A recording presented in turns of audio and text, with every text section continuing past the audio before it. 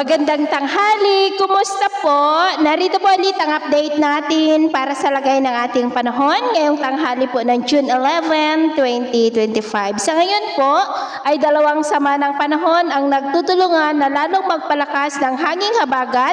Una na po dyan ang LPA na tumawid sa ating kalupaan na isa na nga po ngayong bagyo at nandyan na po sa may South China Sea. Ito ang unang bagyo na nabuo dito sa West Pacific ngayong taon ng 2025 at posibleng lalakas yan into typhoon category bago mag-landfall, posibleng sa Friday, dyan po sa mga isla ng southern part ng China. Ang LPA naman na nabuo kagabi ay nasa silangan ng Luzon at nasa layo po ngayon ng 490 km east ng Palanan, Isabela. At kung pagbabasehan naman po natin ang ipinapakita ng wind map, wala naman pong nakikita na malakas na sirkulasyon dito, kaya mababa po ang chance niya na maging bagyo sa ngayon, posibleng malusaw rin sa susunod na mga araw, pero atin lamang babantayan ang development niyan hanggang po sa hindi tuluyan na nalulusaw.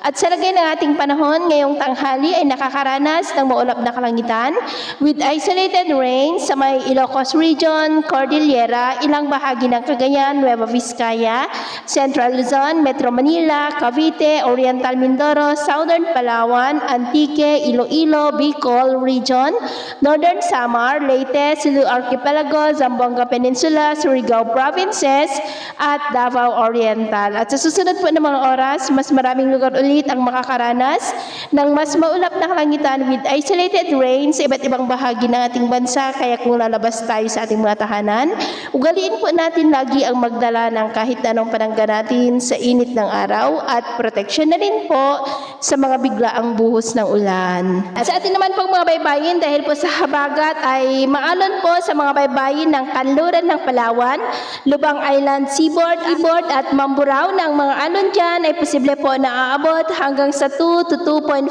meters height. Kaya hanggat maaari po ay iwasan na muna natin ang papalaot dyan sa mga may kulay pula para po mas makaiwas sa mga sakunang pangkaragatan. So ito po ang latest update natin sa araw na ito. At ako pa muli si James na nagsasabing sa kahit anong pagsubok po na darating sa ating buhay, huwag na huwag po tayong mawawalan ng pag-asa. Thank you and God bless!